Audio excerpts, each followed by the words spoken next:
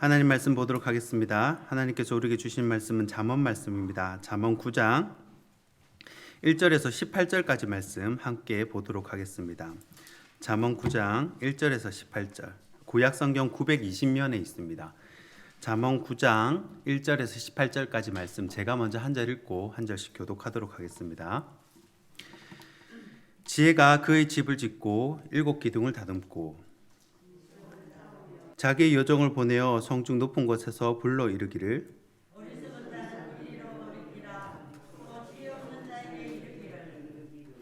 너는 와서 내 식물을 먹으며 내 호막판 포도주를 마시고 거만한 자를 징계하는 자는 도리어 능력을 받고 악인을 책망하는 자는 도리어 흠이 잡히느니라.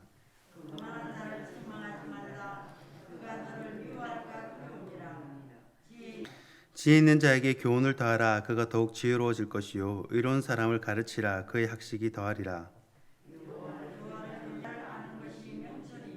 나 지혜로 말미암아 내 날이 많아질 것이요 내 생명의 해가 내게 더하리라.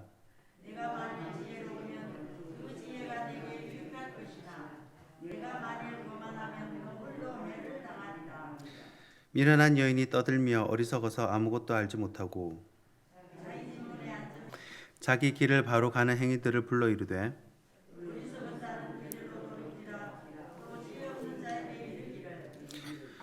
도둑질한 물이 달고 몰래 먹는 떡이 맛이 있다 하는도다. 오직 그 어리석은 자는 죽은 거기 있는 것과 같. 아멘. 하나님의 말씀입니다. 네, 오늘은 잠언 6번째 시간입니다. 2개의 초청장이라는 제목으로 하나님 말씀 나누도록 하겠습니다. 오늘 잠언 9장은요. 잠언 1장부터 8장까지의 내용에 대한 요약이라고 할 수 있습니다. 한마디로 지혜의 결론입니다. 그리고 내일부터 이제 다루는 10장부터 잠언 24장까지는 솔로몬의 그 지혜의 단편선이라고 보시면 됩니다. 그래서 학자들은 잠언 10장부터 24장까지는 어떤 스토리나 내용이 있는 것이 아니라 그냥 잠언에 솔로몬이 했던 말들, 좋은 교훈을 모아 놓은 것으로 그렇게 보고 있습니다. 그러니까 잠언의 주제어라고 할 수 있는 이 지혜에 대한 이 결론이 오늘 잠언 9장으로 마무리된다는 것입니다. 잠언 9장에 보면요, 2개의 초청장이 각 사람에게 주어집니다. 첫 번째 초청장은 지혜의 초청장이고 또 두 번째 초청장은 미련한 여인의 초청장입니다. 인생은 선택의 연속입니다. 어떤 선택을 하느냐에 따라 그의 삶이, 인생이 바뀌기 때문입니다. 그래서 오늘은 지혜자의 초청장을 선택한 사람과 미련한 여인의 초대장을 선택한 사람의 결과가 어떻게 다른지 한번 살펴보고자 합니다. 첫 번째는 지혜의 초청장입니다. 1절부터 6절 본문인데요. 1절 말씀을 보시면 지혜가 그의 집을 짓고 기둥 7을 다듬고 라고 기록합니다. 자, 지혜가 집을 짓고 사람들을 초대합니다. 그것도 기둥이 7개나 되는 집을 짓습니다. 기둥이 7개나 된다라는 것은 완벽한 집, 7이 완전수죠. 완벽한 집, 의리의리한 집을 말합니다. 그런 집에서 짐승을 잡고 포도주도 준비하고 잔치 준비를 해서 4절에 뭐라고 합니까? 어리석은 자는 이리로 돌이키라. 지혜 없는 자도 어리석음을 버리고 생명을 얻으라 라고 이 성중 높은 곳에서 여종을 시켜가지고 다 불러 모으는 겁니다. 왜 불러 모으겠습니까? 바로 이 길이 사는 길이기 때문입니다. 이 길이 생명의 길이고 명철의 길이기 때문입니다. 이 창세기 19장에는요 유명한 이 소돔과 고모라 이야기가 나옵니다.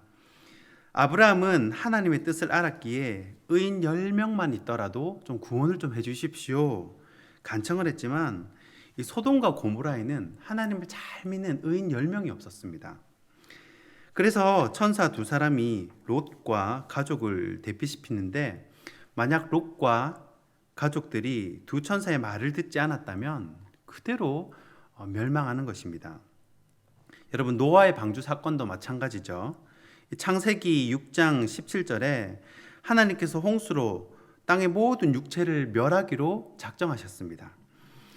노아는 하나님의 말씀대로 방주를 만들었고 이 방주 탑승권은 오직 노아와 그의 가족만 받게 됩니다.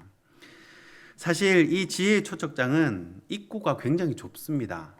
그리고 이 초대장을 받고 오는 사람도 별로 없습니다. 그래서 마태복음 7장 13절과 14절에 보면 이렇게 말씀합니다.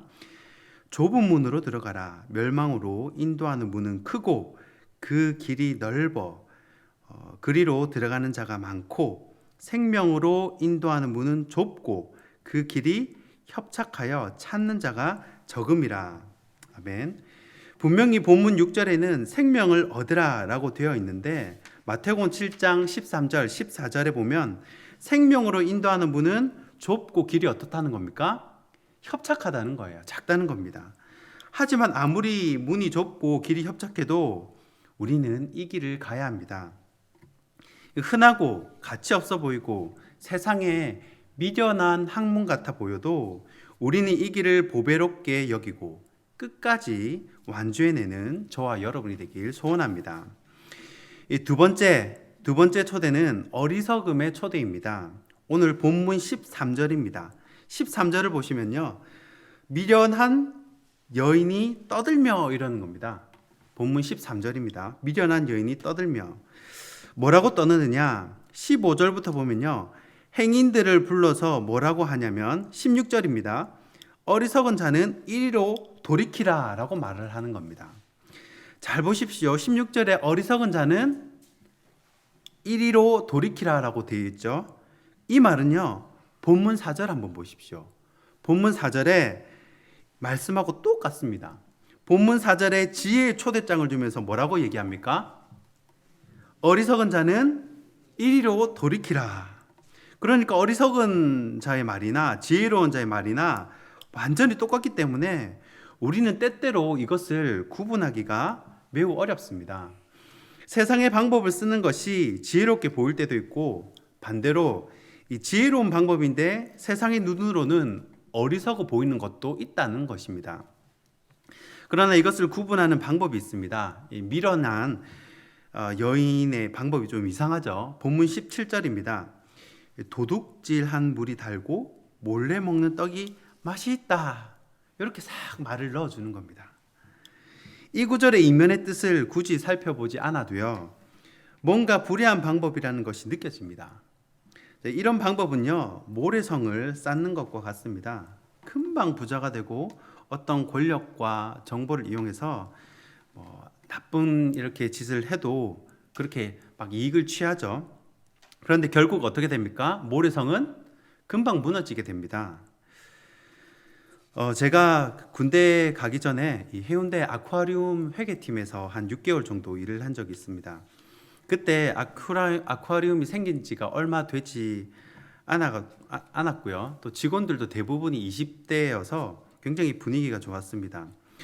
물론 저도 이제 과장님, 상무님 이런 분들의 심부름도 하고 다른 부서를 왔다 갔다 하면서 사람들도 사귀고 굉장히 재미있게 일을 했었습니다.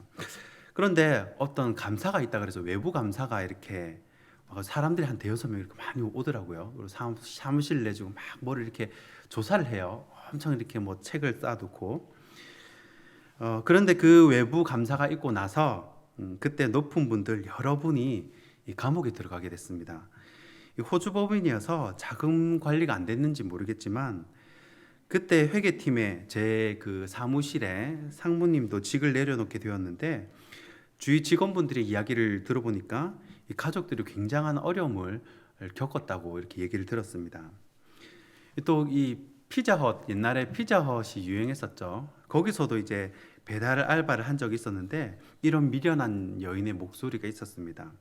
옛날에 피자 박스 쿠폰에 보면요, 그 박스 끝에 쿠폰이 달려 있었거든요. 그걸 잘라 가지고 그 쿠폰을 12장을 모으면 피자를 한 판을 줬습니다.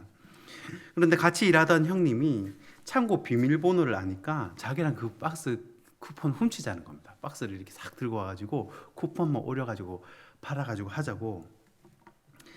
제가 뭐라고 그랬겠습니까? 당연히 거절을 했죠. 군대에서는요, 심지어 마약을 같이 유통하자 하는 후임이 있었어요. 마약이 그렇게 돈이 된다고 자기 아빠가 경찰인데 정보를 미리 다 주고 걱정이 없다는 겁니다. 그래서 마약 유통을 권하는 후임도 있었습니다. 여기 뭐 관상을 좀 보시는 분이 있을지 모르지만 제가 마약 유통하고 어울리는 얼굴입니까? 이 피자 박스 쿠폰 이렇게 훔쳐가지고 팔고 뭐 전혀 그렇지 않지 않습니까? 예전에 다른 교회에서 이렇게 섬길 때 어떤 성도님이요, 저에게 이렇게 신신당부를 하는 겁니다. 목사님은 평생 목회만 하십시오. 절대 다른 일을 하시면 안 됩니다. 그러는 거예요. 제가 물어봤습니다. 왜 다른 일을 하면 안 됩니까? 물어보니까 그 분이 하시는 말씀이, 목사님은 다른 일을 하면 다 목사님을 이용해 먹을 겁니다. 그러니까 절대 세상에 나오지 마시고 목회만 하십시오. 그게 더 잘 어울립니다. 그러는 겁니다. 왜냐하면 세상이 그만큼 악하고 이렇게 속이려는 사람이 많고 이렇게 악한 짓을 하는 사람이 많다는 것입니다.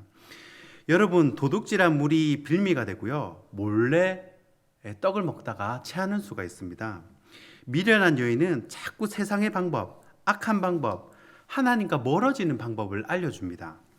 그래서 미련한 초대를 받고 그 길로 간 사람은요, 18절에 그 결과가 뭐라고 되어 있냐면요, 공동번역으로 제가 읽어드리겠습니다. 이 공동번역은 천주교하고 기독교하고 이제 같이 번역한 겁니다. 좀 이렇게 번역을 잘, 해석을 잘 하기 위해서. 근데 실제로 천주교는 이 공동번역을 잘 쓰지 않는다고 하네요. 공동번역을 한번 제가 읽어드리겠습니다. 잠언 9장 18절입니다.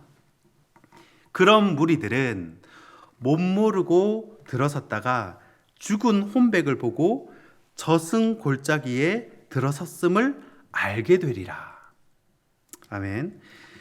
저와 여러분은 지금껏 잘 해왔고 또 앞으로도 잘 분별하셔서 내 발이 악의 자리에 있지 않고 지혜의 자리에 있기를 소원합니다. 말씀을 맺겠습니다. 이 지혜의 결론이 무엇입니까? 지혜의 결론. 지혜의 결론은 가운데 있습니다. 이 히브리인들은 가운데에 중요한 말을 넣죠. 미국 사람들은 첫 문장에 처음에 결론을 말하고 시작하고, 한국 사람들은 말을 끝까지 들어봐야 된다죠. 맨 마지막에 결론을 말하고, 히브리 사람들은 중요한 말을 할 때 가운데다가 집어넣습니다. 마치 고린도전서 13장에 사랑장을 얘기할 때 고린도전서 12장과 14장에 은사장을 딱 넣어놓는 것과 같은 이치입니다. 잠언 9장 앞과 뒤에 초대장을 딱 넣어놓고 가운데 뭐라고 넣어놓냐? 잠언 9장 10절입니다. 잠언 9장 10절 말씀, 우리 마지막 지혜의 결론입니다. 다 함께 한 목소리로 읽어보도록 하겠습니다. 시작. 여호와를 경외하는 것이 거룩하신 자를 아는 것이 명철이니라. 아멘. 이 잠언에서 말하는 지혜는요, 바로 곧 예수 그리스도입니다.